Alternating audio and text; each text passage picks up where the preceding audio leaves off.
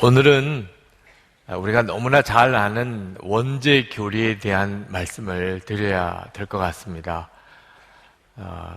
10절 말씀에 의인은 없다, 한 사람도 없다 라고 하는 말씀이 우리가 잘 아는, 너무나 익히 잘 아는 모든 사람은 다 죄인이다 라고 하는 원죄에 대한 교리에 대한 근거입니다. 저는 지금까지 만나본 예수 믿는 우리 그리스도인들 중에 자기는 죄인이 아니라고 말하는 사람을 한 사람도 못 봤습니다. 그런 뜻에서 보면 예수 믿는 사람은 거의 대부분 이 원죄의 교리를 다 믿는 것 같습니다. 자기가 죄인이라는 사실을 인정하는 것 같습니다. 그러나 이걸 교리로 아는 것과 실제로 내가 죄인인 것을 아는 것은 엄연히 구분이 됩니다. 많은 그리스도인들이 자기가 죄인이라고 고백은 하지만 실제로 자기가 죄인이라고 생각하고 있는 것 같지 않는 것 같습니다. 그건 은혜롭지 않은 걸 보면 압니다. 자기가 죄인이라는 사실을 정말 깨달은 사람은 다른 사람에게 은혜롭습니다. 그리고 다른 사람을 정말 사랑합니다. 자기가 어떤 죄인인가를 아는 사람은 다른 사람에게 까다롭지 않습니다. 그러나 실제로 여러분도 다 경험해 보셨겠지만 교회 생활 중에 성도들의 관계가 그렇게 쉽지 않습니다. 갈등도 많고 서로 다툼도 많고 또 서로 정죄하고 판단하는 일도 많습니다. 그건 뭘 말하는 거죠? 자기가 죄인이라는 사실을 아직도 제대로 깨닫고 있지 못하다는 뜻입니다. 한 번은 복음학교를 다녀온 어느 목사님께서 복음학교에서 정말 은혜를 많이 받았는데 한 가지만 이야기하라고 한다면 자기가 얼마나 큰 죄인인가를 깨달았다, 그렇게 말씀을 하셨어요. 정말 귀한 거를 깨달은 거죠. 그런데 참 어이없는 일이기도 하지요. 목사님이신데 자기가 얼마나 큰 죄인인가를 그럼 그동안을 몰랐다는 이야기입니까? 복음학교 가서 깨달았다면 이건 우리들의 이야기이기도 합니다. 우리는 다 자기가 죄인이라고 고백은 하지만 실제로 자기가 죄인이라는 사실을 제대로 깨닫지 못하고 예수 믿고 있는 겁니다. 그래서 은혜로운 생활을 경험을 못하는 겁니다. 우리가 죄인이라고 이렇게 고백하는 것은 그저 거짓말도 해봤고 남의 것 손대보기도 했고 어릴 때 부모님 말씀 안 듣고 속썩이기도 했고 또 아주 음란한 것들에 내가 빠지기도 했었고 누구랑 싸우기도 했었고 뭐 그런 내가 죄를 지었었기 때문에 나도 죄인이지, 이렇게 생각하는 경향이 많습니다. 아직도 교인들 중에. 나 죄인, 그렇습니다. 솔직히 제 인정합니다. 어릴 때 부모님 속도 많이 썩여드렸고 저도 생각해 보니까 잘못된 행동도 많이 했었습니다. 근데 성경이 말하는 의인이 없다, 다 죄인이라고 하는 말의 의미는 로마서 1장에 나오는 하나님의 진노 아래에 있다는 뜻입니다. 다시 말하면 지옥에 갈 자라는 겁니다. 구제불능이라는 뜻입니다. 하여튼 무언가 좋게 볼 게 하나도 없다는, 완전한 죄인이라는, 지옥밖에는 갈 데가 없는 거예요. 이런 경우를 말하는 겁니다. 그런 뜻으로 생각하면 동의 안 하는 사람이 많을 겁니다. 아니요, 사이코패스라든지 이런 끔찍한 죄인들 또는 가정파괴범이나 살인을 여러 사람 죽인 살인범이나 이런 사람들은 지옥에 가도 뭐 당연하다고 생각은 드는데, 아니 뭐 어릴 때 부모님 말씀 안 듣고 뭐 또 좀 방탕한 일도 좀 갖고 또 거짓말도 좀 하고 이랬던 것 가지고서 지옥에 가야 된다, 이건 너무 불공평하잖아요. 이렇게 생각하는 경향이 있습니다. 그래서 성경에 없는 개념을 우리는 만들어냅니다. 괜찮은 죄인. 네. 자기는 괜찮은 죄인이에요. 아주 나쁜 죄인은 아니고 그래도 평균 정도 중간쯤 가는 죄인. 큰 죄인은 아니고 작은 죄인. 이런 식의 개념을 우리 스스로 만들어 놓고 그리고 자기가 그 자리에서 피하고 있는 거죠. 자기가 지옥에 갈 수밖에 없었던 죄인이었다는 그런 의식이 없습니다. 그것은 죄에 대해서 우리가 영 잘못 생각하고 있기 때문이에요. 우리는 이 죄를 실제로 지은 열매들을 생각합니다. 그래서 죄를 많이 지었다, 끔찍한 죄를 지었다, 그런 사람들은 악한 사람. 죄를 짓기는 하지만 아주 작은 죄, 또 그런 죄도 사람들 눈에 거의 드러나지 않고, 그러면 이 사람은 좋은 사람, 건전한 사람, 우리는 그렇게 분류합니다. 그러나 성경은 죄의 양을 가지고 사람을 분류하지 않습니다. 성경은 그 본성을 말하는 거예요. 본성을. 여러분, 사과 나무인지 아닌지는 사과 열매를 많이 맺은 것을 보고 아는 겁니까? 열매가 하나밖에 안 맺혔는데 그 맺혀진 열매가 사과예요. 그러면 무슨 나무입니까? 사과나무죠. 그건 열매가 많이 맺히든 안 맺혔든 그냥 나무가 사과나무인 겁니다. 죄가 있으면 죄인인 거죠. 우리의 본성이 죄인이니까 죄가 나오는 거죠. 죄를 많이 지어서 죄인이 아닌 겁니다. 지금 사도 바울은 우리 모든 사람이 다 하나님의 진노 아래 있다는 사실을 말씀하고 있습니다. 지금 그 내용을 읽고 있는 거예요. 로마서 1장에서 그 말씀 하셨습니다. 모든 사람이 하나님의 진노 아래 있다고. 그러면서 첫 번째로 하나님을 믿지 않는 사람들의 죄성에 대해서, 죄악에 대해서 쭉 설명을 했습니다. 그리고 로마서 2장에 와서는 하나님을 잘 믿는다는 유대인들의 죄악에 대해서 또 폭로했습니다. 사도 바울의 말은 하나님을 잘 믿는다는 사람이든 안 믿는다는 사람이든 다 하나님 앞에서 죄인이라는 겁니다. 그래 로마서 3장에 와서 또 유대인 이야기를 합니다. 이유는 유대인들이 동의를 안 하니까. 유대인들은 사도 바울의 말에 대해서 계속 항의합니다. 우리는 이방인과 달라요. 우리는 하나님의 말씀을 받은 사람이라고요. 사도 바울이 이 로마서 3장 1절 2절에서 그 점에 대해서 인정합니다. 그렇다.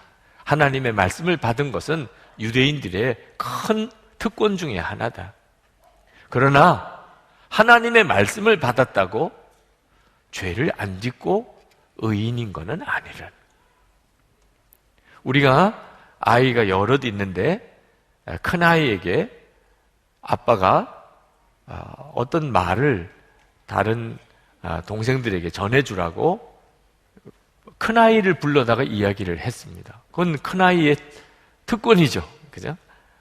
대표로, 자녀들을 대표로 아버지에게 와서 아버지가 지시하는 말을 들었습니다. 그건 분명히 큰아이인 것은 사실인 거죠. 그러나 아버지가 하는 말을 큰아들이 들었다고 큰아들이 아버지 말을 잘 듣는다는 보장은 아닌 거죠.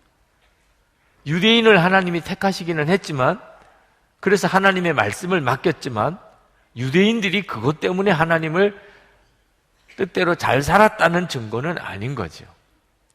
그 말을 지금 사도 바울이 로마서 3장 1절부터 8절까지 쭉 하고 계신 겁니다. 그러면서 사도 바울이 결론을 짓습니다. 9절 말씀에 우리 유대 사람이 이방 사람보다 낫습니까? 전혀 그렇지 않습니다. 하나님의 율법을 가진 사람이든 아니든 똑같이 다 죄인이라는 겁니다. 유대인들은 그 점에 대해서 지금도 동의 안 합니다만 사도 바울이 말하려고 하는 핵심은 본성, 죄의 본성을 말하고 있는 거예요.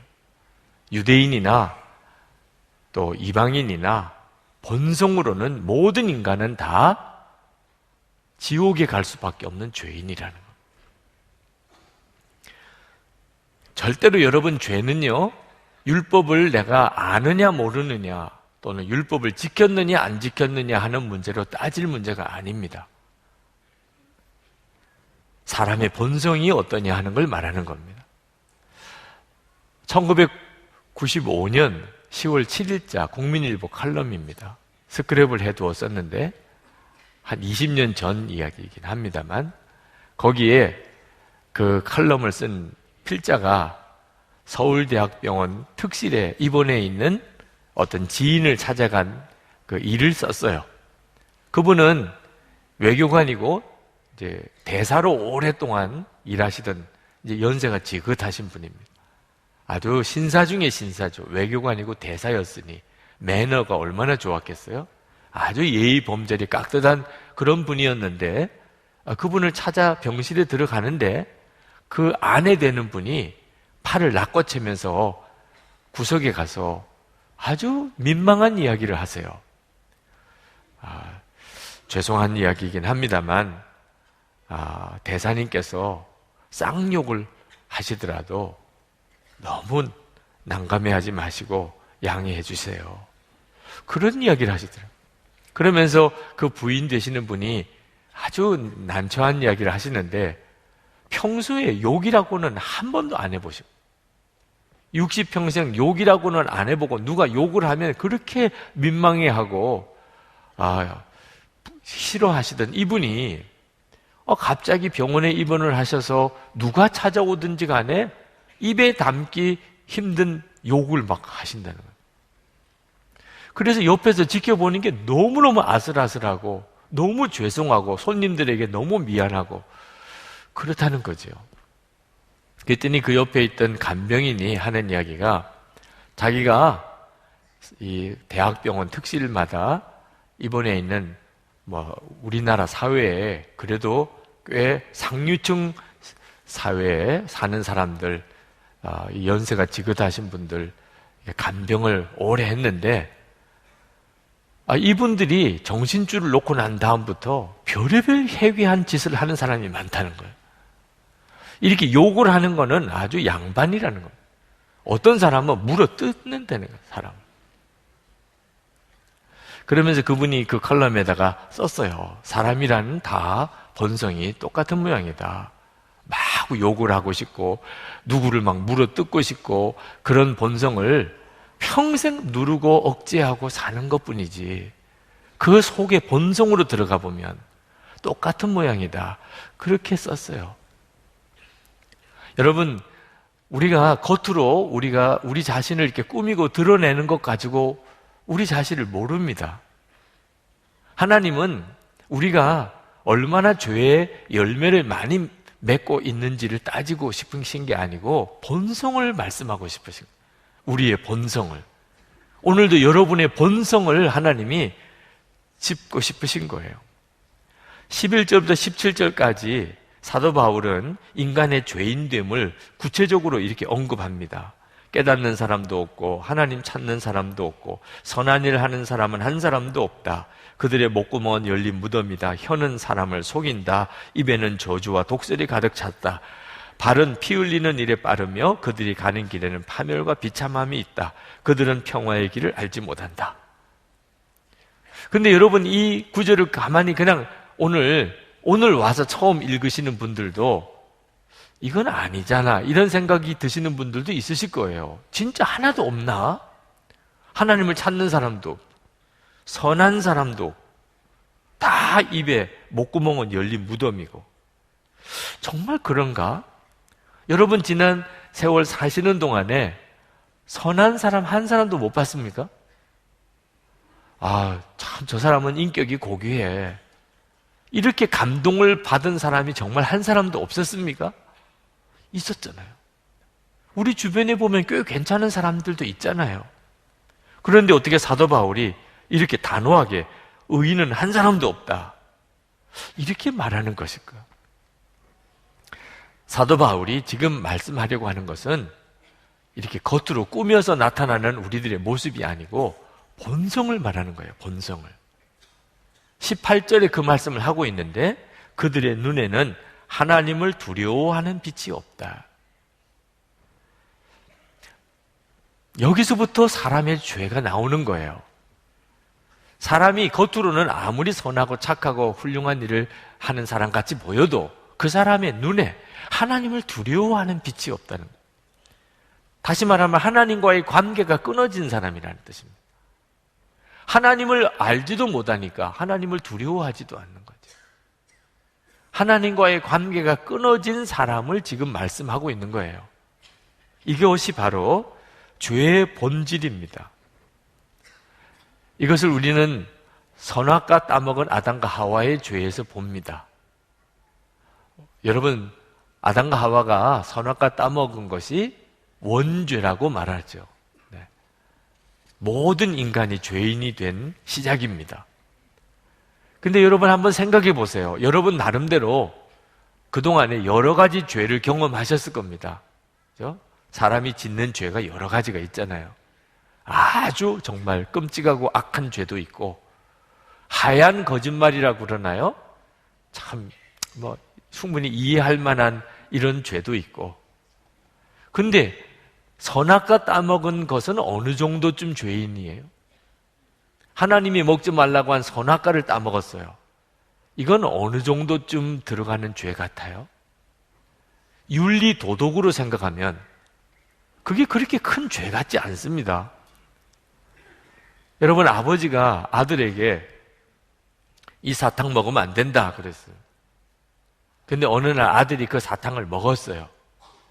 아버지가 그걸 보고는 너는 내가 먹지 말라고 한 사탕을 먹었지. 이제 너는 내 아들 아니야. 나가. 자, 이랬다면 사탕 먹은 아들도 잘한 건 아니지만 아버지도 너무했잖아요. 아니, 먹지 말라고 한 사탕 먹었다고 아들 아니라고 그러고 내보내요? 이건 너무 지나치잖아요. 근데 선악과 따먹은 게 꼭 그렇잖아요. 하나님이 따먹지 말라고 그랬는데 따먹었습니다. 이제 너 나 끝이야. 에덴 동산에서 나가. 그랬잖아요. 그게 그렇게 큰 죄입니까? 많은 성도들이 자기가 지옥에 갈 죄인이라는 것에 대해서 잘 수긍이 안 되나 봐요. 거짓말 좀 했어요. 나도 어릴 때 부모님 속도 좀 썩였습니다. 그래, 남의 거 손도 좀 댄 적이 있고, 때때로는 나 부끄럽게 음란한 일에 빠진 적도 있었습니다. 그러나 그것 때문에 지옥에 가야 된다. 이건 너무하잖아요. 이게 받아들이지 않는 분들이 여전히 많습니다. 선악과는요, 우리가 짓는 죄 중에 가장 작은 죄 중에 하나같이 보여요. 그런데 이 죄가 온 인류의 원죄라니 도대체 어떻게 이해해야 되는 거죠? 선악과는 하나님을 내 마음에서부터 내쫓은 죄입니다. 우리 마음이 아주 작은 영역인 것 같아 보여도 여기도 하나의 왕국이에요. 아담과 하와의 마음에는 하나님이 왕이셨습니다. 하나님이 왕이셨을 때는 에덴 동산에서 살았어요. 근데 하나님이 하지 말라는 게 하나 있었어요. 선악과를 따먹지 말라. 그 선악과를 따먹지 말라는 것을 지키는 동안에는 하나님이 왕이십니다. 근데 어느 날 마음에 유혹이 들어왔습니다. 하나님이 진짜 선하신가? 왜? 따먹지 말라는 게 있어요. 선악과를 따먹지 말라셔. 하나님이 진짜 좋으신 하나님이라면 다 먹으라고 그러지 왜? 왜 하나는 먹지 말라고 그랬을까? 저거 먹으면 눈이 밝아져서 나도 하나님처럼 된대. 마귀가 이제 하나님에 대한 의심을 마음에 자꾸 심어주는 거죠. 근데 문제는 하와가 그걸 마음에 받아들입니다. 하나님이 왕 되심이 벌써 무너지고 있어요. 그런가? 정말 그런가?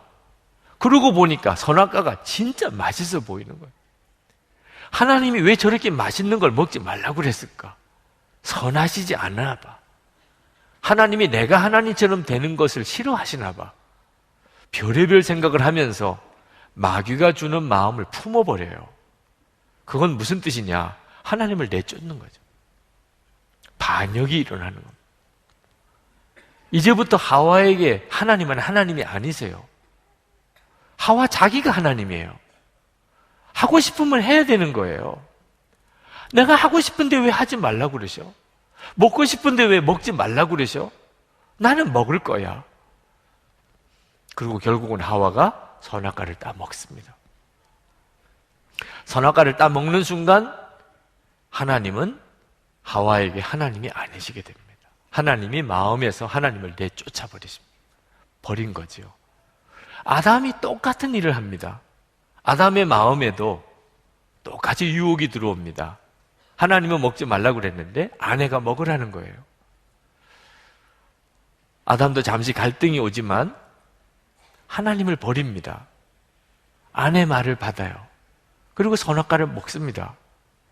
결국 선악과를 따먹은 죄는 무슨 죄지요? 하나님을 향한 반역입니다. 내 마음에서 하나님이 왕 되심을 거절한 거죠. 더 이상 하나님이 내 마음에 왕으로 계시는 걸 싫어하는 거예요. 이게 사람의 죄의 본성이에요. 로마서 1장 28절에 그들이 마음에 하나님 두기를 싫어하며, 이것이 죄예요. 마음에 하나님 두기를 싫어하는 거예요. 여러분, 이 시간에 여러분 자신에게 묻는 겁니다. 여러분은 마음에 하나님 두기를 좋아하십니까? 사람은요, 다 마음에 하나님 두기를 싫어한다고 그랬습니다. 왜? 마음대로 못 사니까. 여러분, 이번 명절을 지내면서 여러분은 하나님 마음에 두기를 싫어했던 적이 없으셨나요? 하나님 내 마음에 왕으로 계시는 것이 싫어. 부담스러워. 내 마음대로 할 거야. 하고 싶으면 하고, 하기 싫으면 안 하고. 이건 우리 모든 사람이 가지고 있는 공통된 속성입니다. 자녀 길러보면 어쩔 수 없이 이건 해라, 이건 하지 마라 이렇게 가르치게 됩니다. 어릴 때는 곧장 말을 잘 듣더니 아이들이 자라면서 서서히 반항을 하기 시작해요. 이거 해, 이거 하지 마. 그때마다 아이들이 토를 달고 거부하기도 하고 따지기도 하고 또 말 안 듣기도 하고, 그러다가 어느 정도쯤 지나고 나면 그 다음에는 아이가 막 소리를 지릅니다. 엄마 아빠는 마음대로 다 하면서 내가 하고 싶은 대로 하는 건 하나도 없어. 말을 해도 어떻게 그렇게 해요? 어떻게 하나도 없어요, 그렇게. 모든 거 다 엄마 아빠 마음대로지 뭐. 어떻게 그렇게 말을 해요? 엄마 아빠가 몇 가지만 꼭 해라, 몇 가지는 꼭 하지 말라 그랬지, 어떻게 모든 걸 다 엄마 아빠가 다 마음대로 했냐 말이에요. 그래서 이제 또 그렇게 또 말을 하면 또 진짜 정말 싸움 나는 거죠. 그때는 알아야 돼요. 우리 아이의 마음속에 독립선언을 했구나. 이제 독립군이에요. 이제 내 마음대로 하겠어. 엄마 아빠 손대지 마. 내 인생이야. 내 인생이야. 내가 잘 되든 못 되든 내 인생이야. 그러니 엄마 아빠 이제 손대지 마. 간섭하지 마. 사람의 본성 속에 있어요. 내 마음대로 할 거야. 여러분, 가장 나를 사랑하고 아끼는 분이 부모 아닙니까? 부모님에게 그래요. 그건 하나님에게 우리가 그렇게 한 거예요. 하나님에게. 하나님, 이젠 내 마음대로 할 거예요. 하나님을 아주 잘 믿는 사람들 중에 하나님, 저를 축복해 주세요. 하나님, 제 기도에 응답해 주세요. 하나님, 축복의 하나님, 은혜의 하나님 아니십니까? 저 좀 잘 되게 해주세요. 저 한번 잘 살아보고 싶습니다.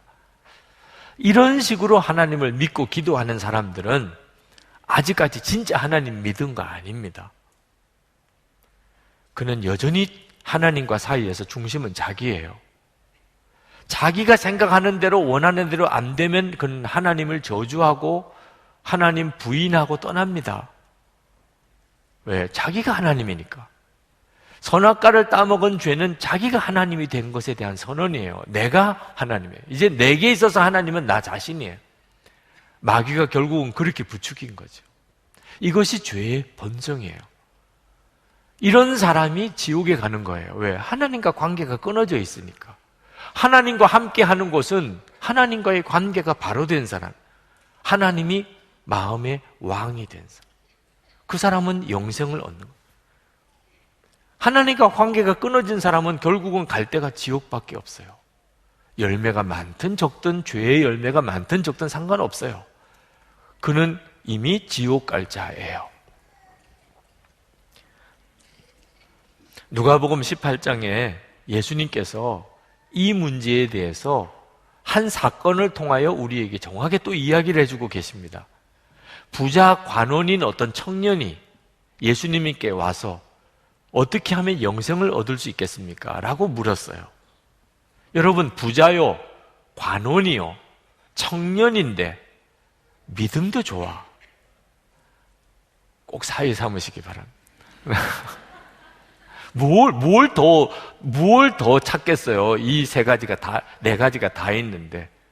그러니 대단한 사람, 영생이 있으면 그 청년이 얻는 거죠. 부자요, 관원이요, 청년인데 영생을 구하고 있어요. 그리고 율법을 다 지켰대. 뭐 더 볼 게 있겠어요? 당연히 그 청년이 영생을 얻은 거지. 그런데 예수님은 한 가지 부족하다고 그랬어요. 한 가지 부족하다. 그러면서 말씀하시기를 내 가지고 있는 재산 가난한 사람에게 다 나눠주고 나를 따르라. 그러면 천국에서 내 상급이 클 것이다. 여러분, 예수님이 하신 말씀을 영생을 얻으려면 가진 재산 가난한 사람에게 다 나눠주는 것이구나.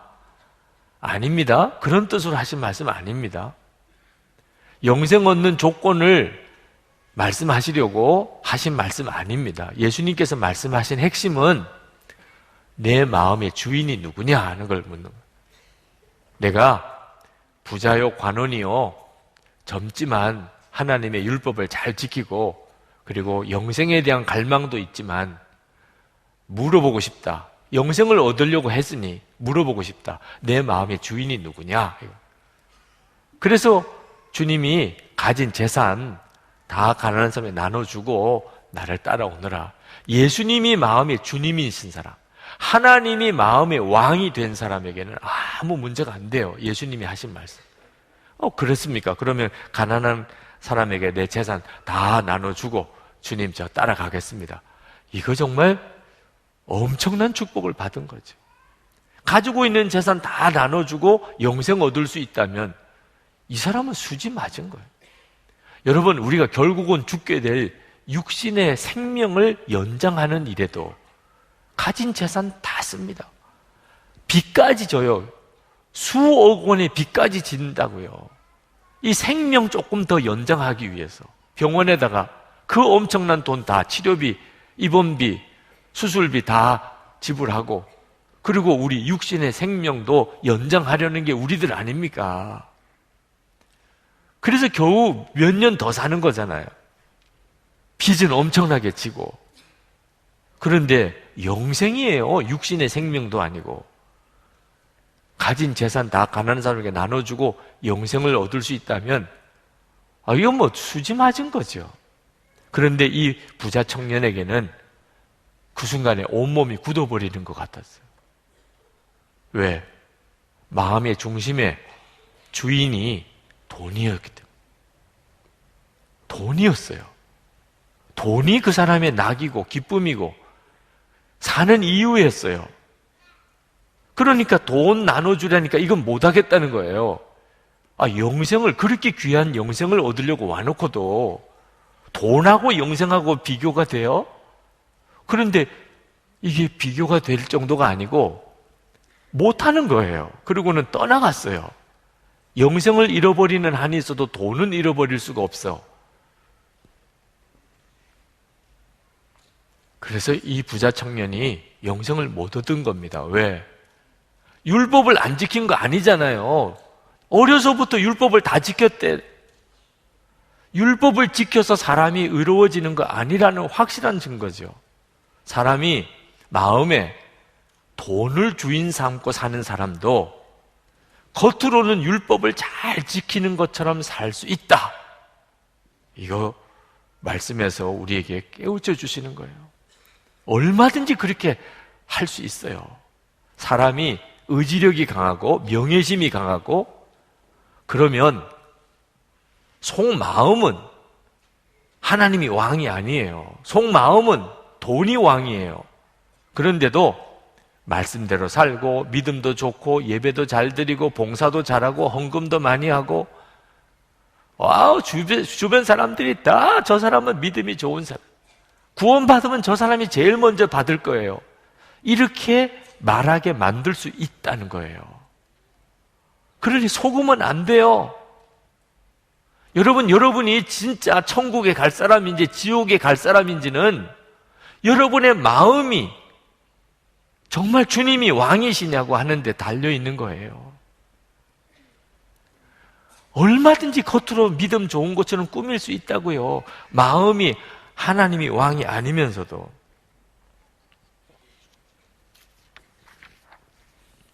그래서 사도 바울이 율법을 자랑하는 유대인들에게 율법을 가진 것은 참 너희들이 귀한 특권이지만 율법으로는 의롭다함을 받을 사람이 없어 라는. 너희들의 마음이 뒤집어지지 않으면, 마음에 예수님이 왕이 아니시면 너희들은 구원받을 수가 없어요. 율법은 우리 마음을 뒤바꾸지를 못합니다. 율법은 그저 우리가 죄인인 것만 인식하게 해줄 뿐이에요. 20절에 그러므로 율법의 행위로는 하나님 앞에서 의롭다고 인정함을 받을 사람이 아무도 없습니다. 율법으로는 죄를 인식할 뿐입니다. 자, 이제 여러분에게 묻고 싶어요. 여러분이 진짜 지옥에 갈 수밖에 없는 죄인이었다는 것을 깨달았습니다. 그건 어떤 걸 깨닫는 걸 말하죠?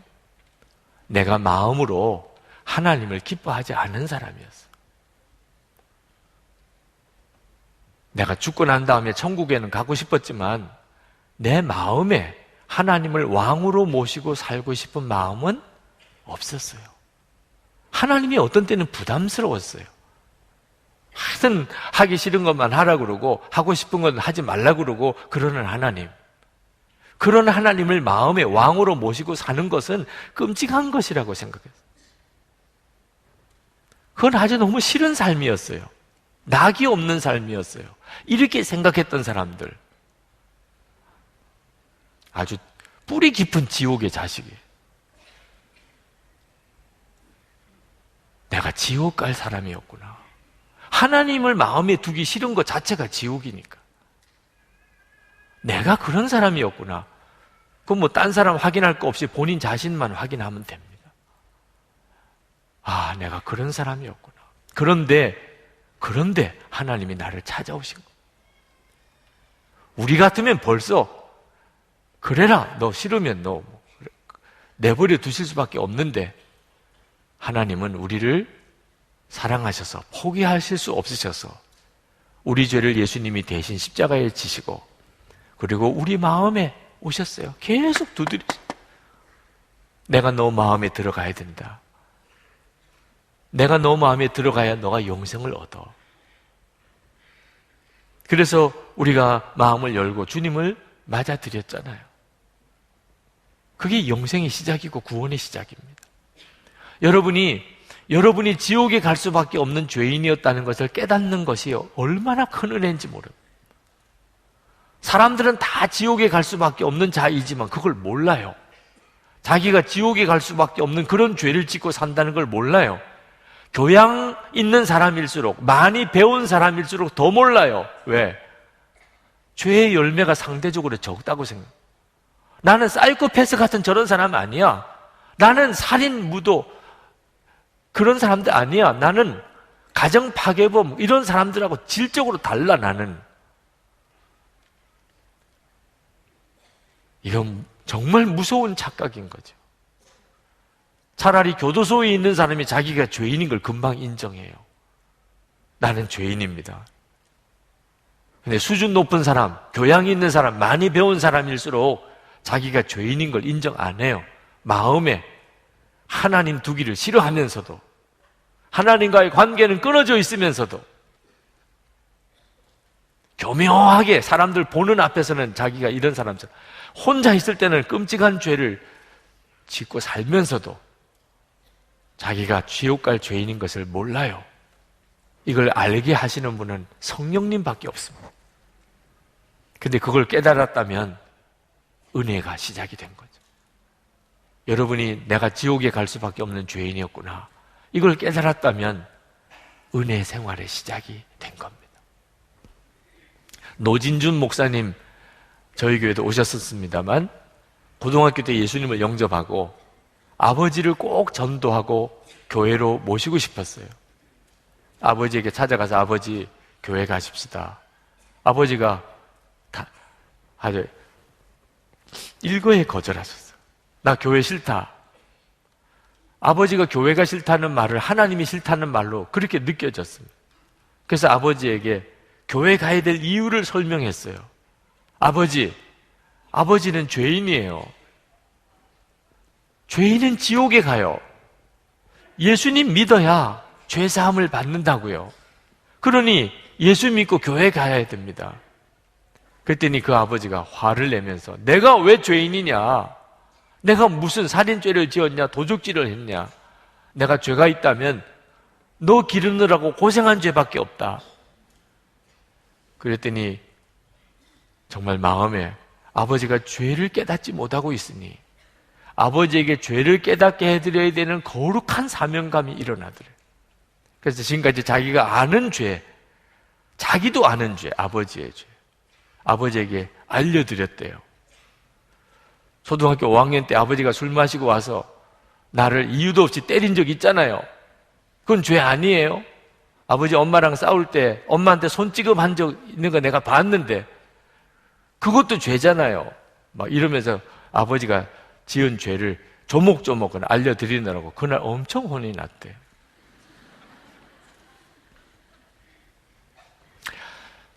자기가 죄인인 것을 그 어떤 방법으로도 사실 깨우쳐 줄 수가 없어요. 성령께서 역사하셔야 됩니다. 오늘 이 시간에도 성령께서 역사하시기를 원합니다. 이건 놀라운 일이, 기적이에요. 내가 어떤 죄인인가를 깨달았다는 것은 이미 내 속에 생명의 시작이 된 겁니다. 성령께서 오시니까 비로소 내 실상을 알게 되는 거죠. 지난 다시복음 앞에 집회 때 외국 선교의 유병국 선교사님이 이 자리에서 말씀을 전하면서 그 아프리카 감비아에서 사역하실 때 이야기하셨습니다. 어느 날 그 근처에 있는 무슬림 고등학교의 선생님 한 분이 찾아오셨어요. 왜 오셨냐 그랬더니 성경을 배우고 싶다는 거예요. 깜짝 놀랐어요. 성경을 배우고 싶다는데 성경을 가르칠 수밖에 없지요. 선교사님이니까. 그런데 가만히 알아보니까 이분이 성경을 배우려고 온 동기가 선교사님에게 무언가 시비거리를 만들고 선교사를 내어 쫓으려고 온 거예요. 이분이 아주 무슬림 교리에 정통한 사람입니다. 그러니까 선교사님과 논쟁을 하려고 온 거예요. 자, 성경을 배우고 싶다는데 성경을 가르쳐야 되나? 아니면은 의도가 그런 의도니까 아주 모른 척하고 거부해야 되나? 그래도 성경을 배우겠다고 온 사람에게 성경을 가르치지 않겠다고 할 수도 없고 해서 성경을 가르치기로 마음이 결심을 했는데 하나님 지혜를 주십시오. 어떻게 해야 됩니까? 그러다가 한 가지 지혜가 떠오른 게 있었어요. 그래서 그분을 만나서 제가 성경을 가르쳐 드리겠습니다. 자, 그러면 제가 가르치는 선생이고 당신은 제자인 학생이지요. 제가 하라는 대로 하셔야 됩니다. 이제 제가 성경을 가르쳐 드릴 텐데 질문하고 싶은 게 생길 겁니다.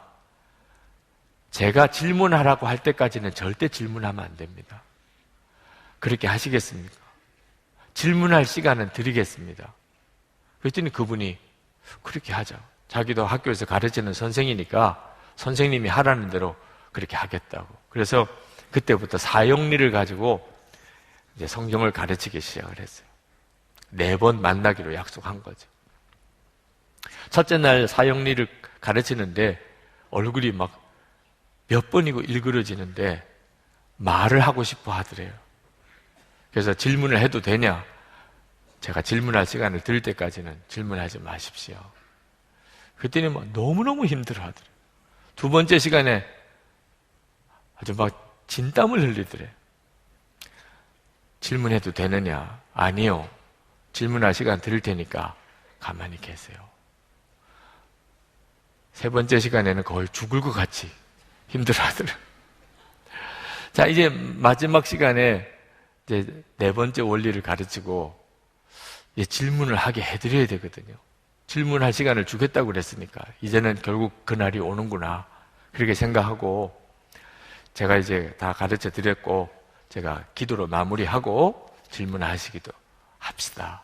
그리고 기도를 하려고 하니까 이분이 제가 기도하면 안 되겠습니까? 그러시라고. 그럼 당신이 기도하시고 싶으시면 기도하시라고. 그랬더니 그분이 주 예수님, 나는 죄인입니다.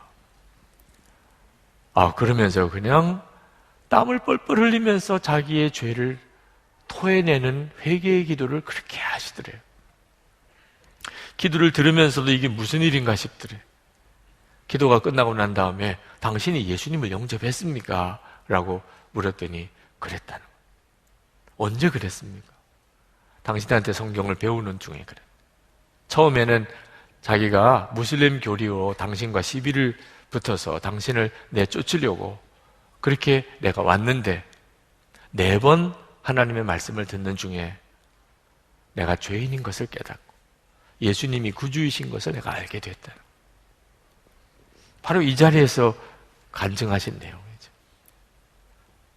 참 하나님의 역사는 놀랍습니다. 어느 누구에게나 그가 마음을 열고 진짜 복음을 들으면 그가 알게 돼요. 내가 왜 죄인인가를, 무엇이 죄인가를. 하나님을 내 마음에서 내쫓은 거예요.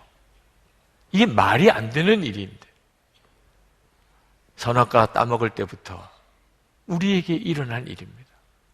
우리는 살아가는 동안에 하나님을 내 마음에서 내쫓는 일을 얼마나 많이 하는지 모르. 이게 얼마나 큰 죄인 줄을 모르는 거예요. 결국 그 사람이 어디를 가겠어요? 지옥이죠. 하나님의 진노 아래 있는 거예요. 여러분이 정말 지옥에 갈 수밖에 없던 그 죄인이었다.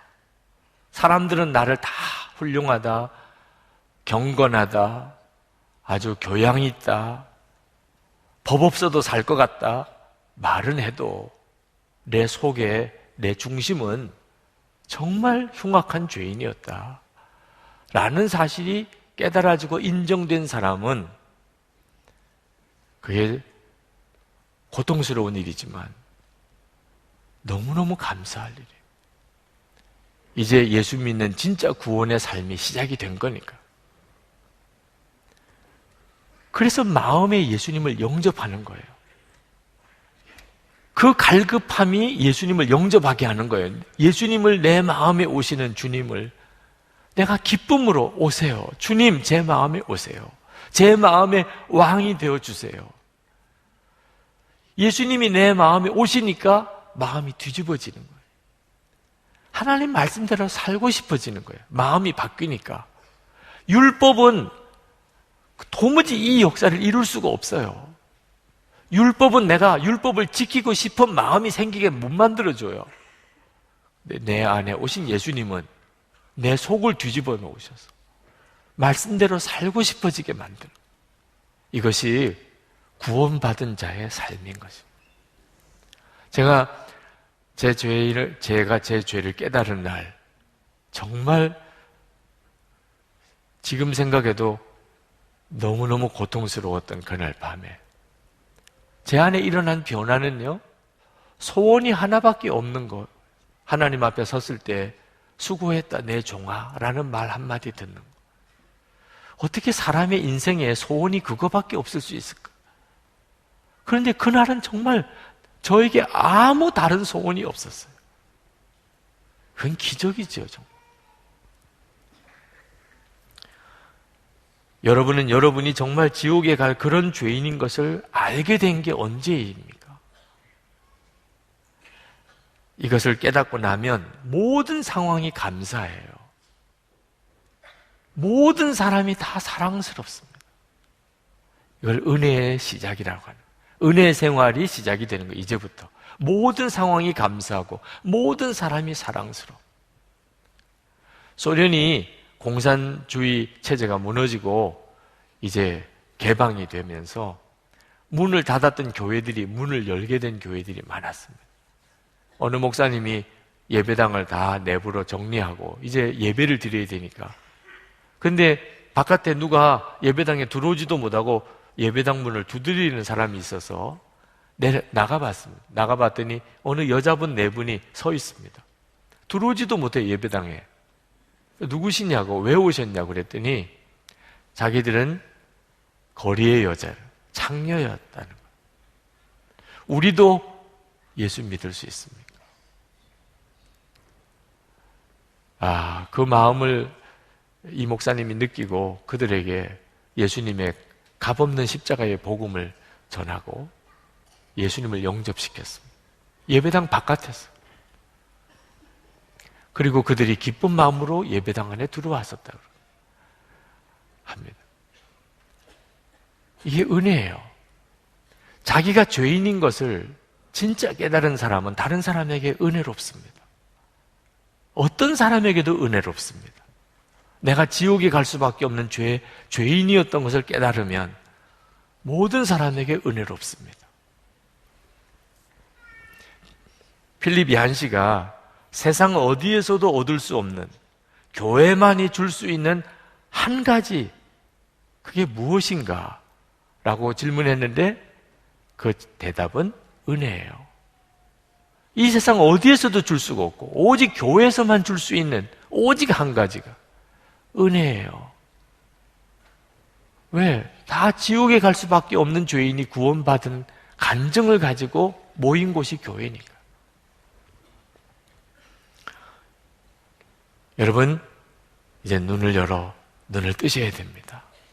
여러분이 어떤 이유로 인하여 죄인인지를 깨달으셔야 돼요. 그리고 그런 여러분에게 하나님을 나는 마음에서 하나님을 내어 쫓았는, 나는 하나님 싫었어요. 하나님이 내 삶의 왕 되시는 것은 너무 부담스러웠어요. 어떻든지 하나님 안 보는 곳에서 살고 싶었어요. 그런데 하나님은 나를 끝까지 찾아오셨어요. 그리고 내 마음을 두들기셨어요. 그리고 내 안에 오셨어요. 이것이 은혜예요. 이것이 예수 믿는 삶이에요. 여러분의 마음속에 정말 주 예수님이 왕 되시는 이 은혜가 분명하게 되시기를 축복합니다. 기도하십시다.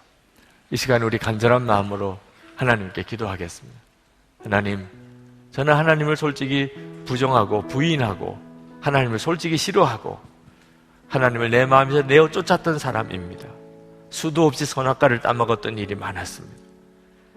그럼에도 하나님은 어찌하여 나를 끝까지 포기하지 않으시고 저에게 오셨습니까? 주님, 제가 이제는 주님과 온전히 동행하며 주 예수님을 왕으로 제가 고백하며 순종하며 살겠습니다. 우리 통성으로 기도하겠습니다. 은혜와 사랑이 충만하신 아버지 하나님,